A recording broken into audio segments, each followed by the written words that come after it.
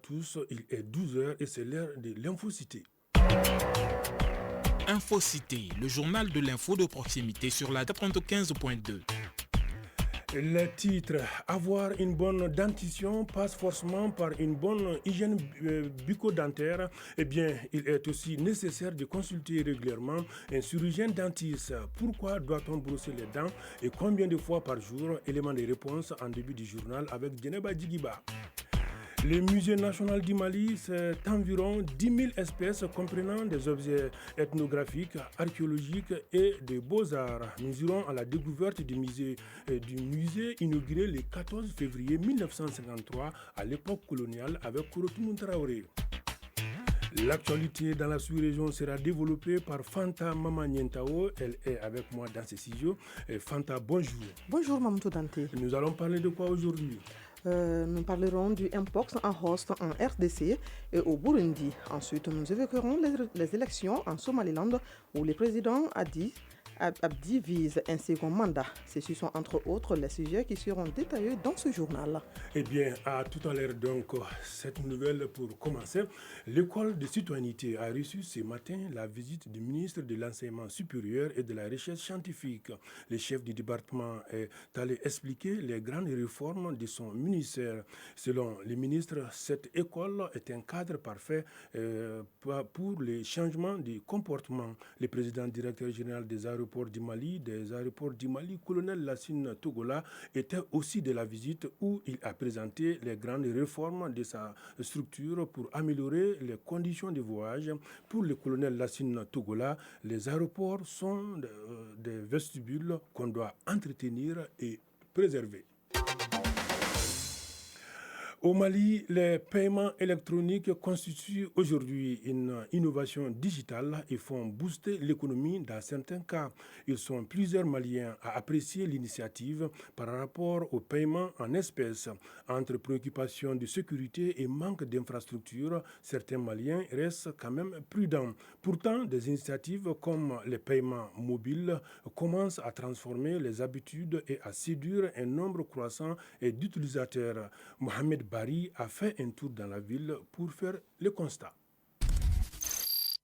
Bien que de nombreuses personnes préfèrent encore payer en espèces, le paiement électronique commence à gagner du terrain. Beaucoup hésitent à l'adopter en raison de préoccupations sur la sécurité, le manque d'infrastructures dans les zones rurales, l'accès limité à Internet et aux services mobiles. Fatmata Ganou, pour sa part, n'aime pas les paiements électroniques, trouvant cela trop risqué. J'ai une amie qui a eu un problème à cause de ça. Une fois, elle est partie payer son électricité. On a dit qu'elle n'a pas payé. Elle était obligée encore de payer 2 fois. Depuis lors, je n'ai jamais aimé. Notre génération, on ne connaît pas ça. Cependant, certains voient les avantages du paiement électronique comme la rapidité et la sécurité. C'est le cas de Mamadou Sidibé. Pour moi, c'est pas différent. C'est plus pratique, c'est mieux conservé et personne ne peut vous voler. Et au Mali, il y a trop d'insécurité. On ne peut pas se promener maintenant avec de l'argent dans les mains. Si tu as de l'argent dans ton téléphone, là où tu es, tu peux acheter tout ce que tu veux. Plusieurs initiatives, notamment les paiements mobiles, sont en train de transformer les habitudes et de convaincre de plus en plus de Maliens. Les efforts pour développer cette solution continuent et devraient faciliter l'adoption de ces nouveaux moyens. Drissa Keita est un habitué des paiements mobiles. Ce que je peux dire quand même, c'est fiable et c'est rapide aussi. Par exemple, payer ses factures d'eau, d'électricité, etc. Nous, en tant qu'entrepreneurs, jeunes entrepreneurs, on voyage beaucoup. Il y a des paiements qu'on peut faire juste par le net. Et là, moi, je trouve quand même intéressant et très important, surtout au XXIe siècle maintenant. Entre hésitation et opportunité, il faudra du temps et des efforts pour convaincre tous les Maliens de faire le pas vers cette nouvelle forme. Eh bien, je vous le disais dans les titres, les entretiens bucco-dentaires réguliers sont souvent négligés et pourtant, ils jouent un rôle crucial dans le maintien de la santé globale. En principe, on doit se brosser les dents 2 fois au minimum. Eh bien, force est de constater que l'entretien bucco-dentaire est souvent négligé par bon nombre de personnes, ce qui cause des mal des dents à beaucoup de personnes, surtout chez les enfants.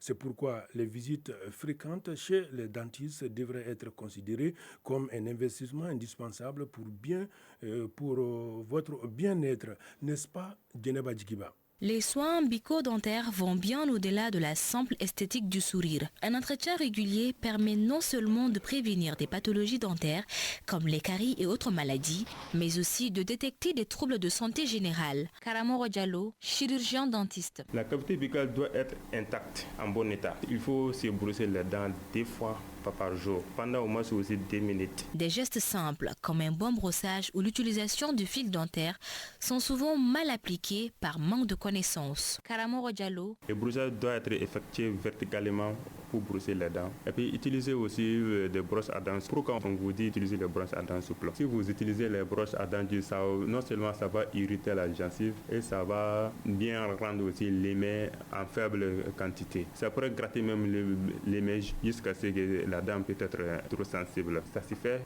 verticalement de la gencive jusqu'aux dents. Il est important pour tout un chacun d'instaurer une bonne hygiène dentaire. C'est pourquoi il est nécessaire d'avoir des visites de routine chez un dentiste, ce qui permettra de prévenir contre les maladies bucco-dentaires. Karamoro Fofana, patient. Je suis venu pour mes soins dentaires que je fais généralement 2 fois par an. C'est pour garder une bonne hygiène bucco-dentaire et surtout éviter les problèmes d'estomac dans le futur. Jacques Robert Dambélé, patient. C'est vraiment nécessaire de faire des soins dentaires de façon régulière. Ça permet de garder la bouche saine. Intégrer les entretiens bucco-dentaires réguliers dans votre routine de santé n'est pas une option mais une nécessité. Votre sourire mérite toute l'attention qu'il mérite.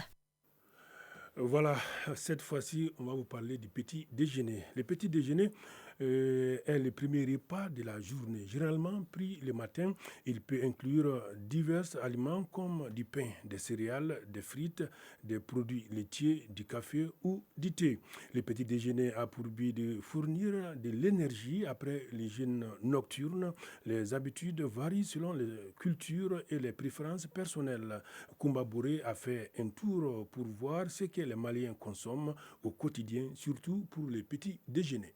Dans certaines familles maliennes, beaucoup préfèrent le petit déjeuner fait à base de céréales locaux, tels que la bouillie, la galette. C'est ce qu'on voit ici dans la famille Diara, au Badialandé du district de Bamako. Diara Ami Traoré, mère de famille. Nous déjeunons ensemble dans la famille, ça renforce les liens familiales. C'est bien aussi de rassembler les membres d'une famille autour d'un plat. En dehors de la famille, beaucoup d'autres déjeunent ailleurs pour des raisons. L'affluence est quotidienne autour de Bokari, un vendeur de petits déjeuners en face de l'Essika. Ici, on retrouve au menu du pâté, du djouga, des brochettes, entre autres. Abou Diallo, client. Je suis venu acheter du pain, de la pomme de terre et des brochettes. Je me lève tôt le matin pour aller au travail, ce qui m'empêche de déjeuner avec la famille. Je suis dans l'obligation de déjeuner dehors. En plus des galettes, les farines d'haricots sont également très populaires. Amagindo, client. J'aime la farine des haricots, le pain avec les jus. Le pain est devenu un aliment de base du petit déjeuner. Il est souvent dégusté avec du beurre, des foies ou du fromage, accompagné de thé ou de café. Sego Keita, client. Je prends le pain avec foie chaque jour, c'est très vitaminé, ce qui me permet de résister pendant toute la journée. Le Mali étant un pays vaste et diversifié, les habitudes alimentaires varient d'une région à l'autre. Amadou Diara, Gargotier. Je concocte du wudjoula pour mes clients. Ensuite, je leur livre à leur domicile. Cela se fait par commande. Mes clients adorent ça. L'influence de la modernité et de la mondialisation se fait de plus en plus sentir. Surtout dans les grandes villes, le café instantané et les céréales industrielles sont beaucoup plus fréquents dans les foyers, volant ainsi le petit déjeuner traditionnel. À présent, la page inter. À présent, le tour d'horizon de l'actualité internationale. La page inter animée aujourd'hui par Fanta Mamanientao. Fanta, rebonjour. Bonjour Mamadou Dante. Tout d'abord en Afrique, peu d'espoir pour le second mandat de Trump aux États-Unis. Effectivement, Mamantou, les dirigeants africains ont félicité Donald Trump pour son élection, professant un désir de partenariat mutuellement bénéfique. Mais il y a un peu d'espoir que sa présidence change les choses pour ce continent de plus de 1,4 milliard d'habitants. La maladie Mpox, l'épidémie en forte hausse chez les enfants en RDC et au Burundi. Mamtou, depuis la déclaration de l'état d'urgence, les cas de la nouvelle souche du virus Mpox ont plus que doublé chez les enfants en RD, Congo et au Burundi. Potentiellement mortelle, la souche du clade a touché les enfants de ces deux pays de manière disproportionnée et ces derniers sont à présent confrontés à de graves risques sanitaires en raison de la faim, des déplacements de population et de l'insuffisance des soins de santé. En Somaliland, Abdi vise un second mandat de président, n'est-ce pas, Fanta? Oui, Mamtou, aujourd'hui, plus d'1 million d'électeurs sont attendus dans les bureaux de vote du Somaliland pour élire leur président. Retardé de 2 ans, ce scrutin clé intervient alors que la région séparatiste somalienne est en proie à des tensions politiques. De nombreux électeurs déclarent vouloir une économie plus forte et davantage d'emplois, entre autres priorités locales. Près de 30 observateurs internationaux répartis dans tous les pays surveilleront le bon déroulement du vote dans plus de 10 000 bureaux. Mamtou, c'est tout ce qu'il fallait retenir dans cette page internationale de ce 12 heures. Merci beaucoup, Fanta Mama Nyentao. À présent, un autre titre de cette édition, Bamako regorge des riches patrimoines culturels à l'image du Musée national. Il présente des différentes expositions permanentes et temporaires. Il a été inauguré le 14 février 1953 et on appelait le musée soudanais. Le Musée national était un patrimoine de conversation, des vitrines du passé et de l'histoire du Mali, des costumes traditionnels aux masques et en passant par des instruments de musique. À présent, allons à la découverte du musée national avec Kouroutou Traoré. Des textiles traditionnels maliens, des poteries et sculptures en passant par des instruments traditionnels comme les balafons, les djembés. Voilà entre autres des objets culturels que l'on retrouve au Musée national du Mali. C'est un service public qui œuvre pour la préservation des patrimoines culturels sur l'ensemble du territoire national. Créé dans les années 50, le musée national est situé sur la route de Koulouba, en commune 3 du district de Bamako, contigu au parc national. Daouda Keita, directeur général du musée national. Il y avait d'abord le musée soudanais qui a été créé dans les années 53 par un archéologue franco-polonais du nom de Georges Zumowski. Le musée national tire son origine de ce musée-là. Et c'est à partir de l'indépendance que le musée a été le musée national. Le bâtiment dans lequel nous sommes, dont le financement a été acquis en 1976, lors de la visite de l'ancien président français Valéry Giscard d'Estaing. Et la première exposition a eu lieu en 1982. Donc dans les années 2000, le musée a reçu un financement qui a permis de l'agrandir.